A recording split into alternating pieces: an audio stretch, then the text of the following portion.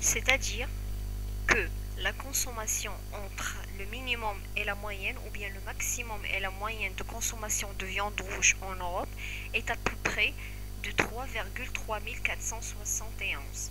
Donc en fait ça représente l'écart entre les consommations de différents pays de l'Europe. Pour vous expliquer encore mieux, regardons là, nous avons le plus petit écart type. Donc c'est celui correspondant à la consommation d'œufs. Elle est égale à 1,1176. Alors cela, si je reviens à mon jeu de données, alors en regardant l'œuf, vous voyez, donc il n'y a pas vraiment une très grande distance entre les différentes consommations. Nous avons de 1 jusqu'à 4, 4,7, voilà. Donc nous n'avons pas une très grande différence ou bien distance entre les différentes consommations. Les consommations, ils sont assez homogènes. Par contre, si je reviens ici dans mes outputs, j'ai ici le plus grand écart type qui est égal à 10,9748. C'est celui correspondant à la consommation de céréales. Donc c'est un assez grand écart type. Et si je reviens à mon jeu de données, donc pour le céréal, vous remarquez que là, que la plus grande consommation de céréales en Europe est celle de la Bulgarie avec 56,7, alors que le minimum est de 18,6. Vous voyez donc qu'il y a une assez grande distance entre le minimum et le maximum et la moyenne de la consommation de céréales qui est de 32,248. Donc on pourrait dire, à cause de ces distances de consommation entre les différents pays, que la consommation en céréales, elle est assez hétérogène entre les différents pays de l'Europe.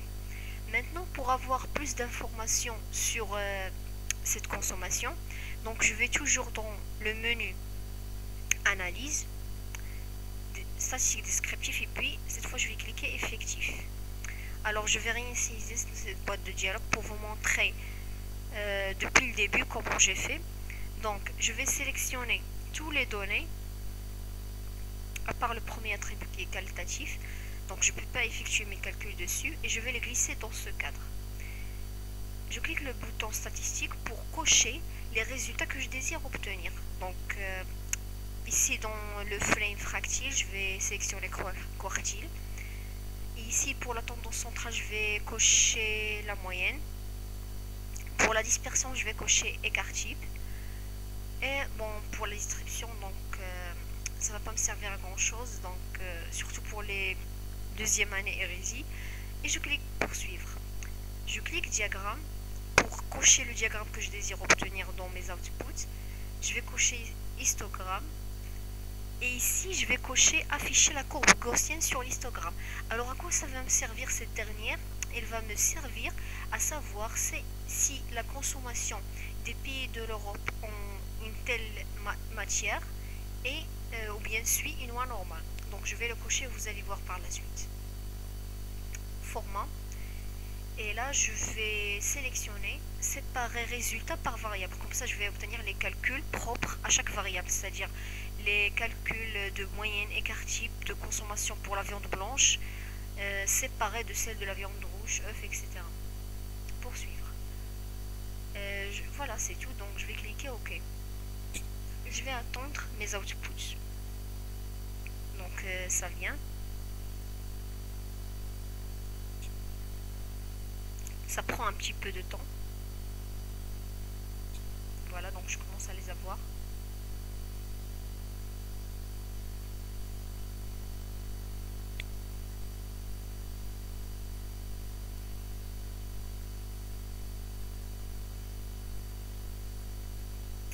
Voilà. Donc ici, avec la première consommation, ou bien la première variable qui est la viande blanche, donc vous remarquez ici que j'ai 25 observations valides. Et c'est normal parce que j'ai 25 pays. Et pour ces 25 pays, j'ai la valeur de consommation de viande blanche. C'est-à-dire je n'ai pas une valeur qui est manquante, je n'ai pas une observation qui est insensée ou bien non valide. Donc j'ai pour tous les pays des valeurs numériques de consommation de viande blanche. Voilà. Donc il n'y a aucune donnée qui manque. Et bien sûr, j'ai 0 donner mon compte. C'est tout à fait normal. Donc la moyenne de consommation de viande blanche elle est de 7,896. L'écart type est de 3,6941. Maintenant pour les quartiles, comment on va interpréter ça? Alors regardez, donc cela veut dire que pour le premier quartile qui regroupe le quart des pays de l'Europe, donc ici j'ai 25% des pays de l'Europe, ils consomment 4,8 de viande blanche. Voilà. Et 50% des pays de l'Europe consomment 7,8 de viande blanche. Et ainsi de suite. 75% des pays de l'Europe consomment 11,100 de viande blanche. Passons au deuxième tableau. Alors, qu'est-ce qu'on a ici? Nous avons les différentes valeurs dont nous disposons dans notre jeu de données pour les différents pays concernant la consommation de viande blanche. Alors, j'ai une colonne effective. Cela veut dire, donc, vous voyez que pour la valeur 1,4 ou bien 1,4, je n'ai qu'un seul pays qui consomme une telle valeur pour la viande blanche. Et j'ai le même cas dans toute la colonne. Voilà, j'ai 25 pays. En ce qui concerne le pourcentage, comment on pourrait obtenir un tel pourcentage? Il suffit de, en fait c'est trivial, il suffit de diviser 100 par 25 et multiplier par l'effectif. Donc je vais obtenir 4. C'est 100 par 25 multiplié par 1 qui me donne 4%. Bien sûr, et puisque j'ai toutes les données qui sont valides, donc tous les pourcentages ici sont valides. Donc la dernière colonne c'est pour le pourcentage cumulé, c'est facile. Maintenant, avant de parler de l'histogramme, je vais d'abord vous faire montrer le deuxième tableau qui concerne la consommation de viande rouge en Europe. Donc vous remarquez ici, par exemple, voilà, ici on a un cas différent. Donc on a deux pays en Europe qui consomment 6,2 de viande rouge. Donc je vais jeter un coup d'œil sur mon jeu de données pour voir où est-ce que j'ai ces deux pays qui consomment 6,2 de viande rouge. Donc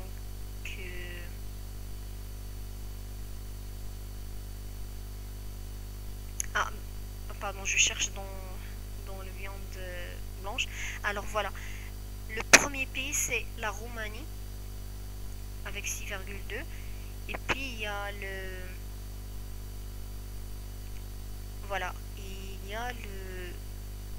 Portugal, aussi. Voilà, et ici le pourcentage il est de 8%, parce que là j'ai divisé 100 par 25 et j'ai multiplié par 2. Ça veut dire que 8% des pays de l'Europe consomment tout à chacun 6,2 de viande rouge. Maintenant passons à l'histogramme. Donc ici je reviens à l'histogramme de la viande blanche. Vous voyez ici, j'ai mon histogramme et j'ai la courbe gaussienne. Voilà. Mais mon histogramme, il ne corrèle pas très bien avec la courbe de la loi gaussienne. Vous remarquez ici que mon histogramme, il a deux pics, alors que pour la courbe gaussienne, il ressemble à une cloche. Et il n'y a pas ici une corrélation ou bien une correspondance entre les deux diagrammes.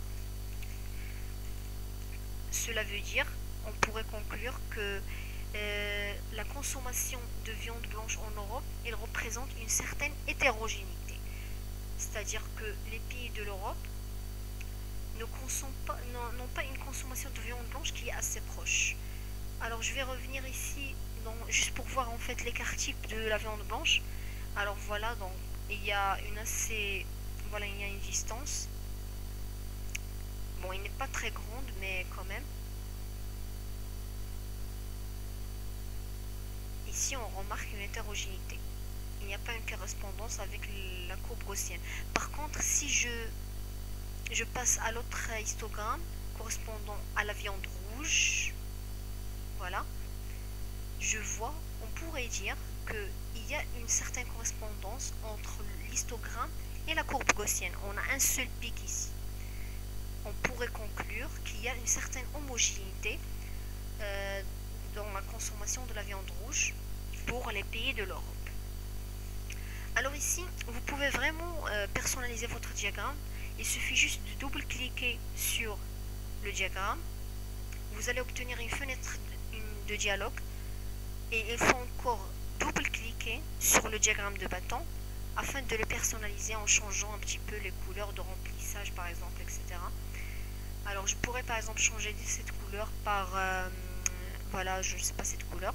Et puis la bordure avec le bleu peut-être. Je pourrais aussi changer la forme de ligne, de bordure. Mais bon, ça m'intéresse pas. C'est juste pour montrer que vous pouvez vraiment personnaliser ce diagramme.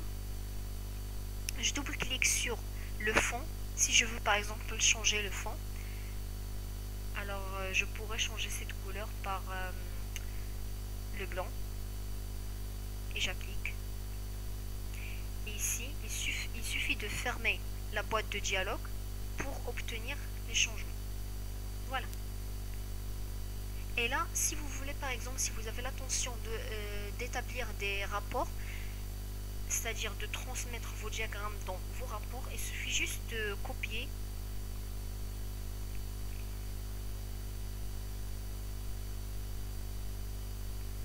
et puis de coller ici dans un document Word par exemple ou bien dans une présentation. Ça ne fait aucune différence. Voilà, je colle.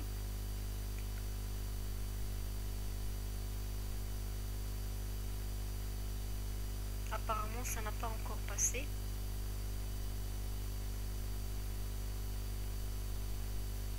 Voilà, en fait ça a passé, voilà. Donc ça prend en fait un petit peu de temps. Voilà, alors là vous pouvez ajouter vos commentaires ou vos explications, vos interprétations du résultat obtenu.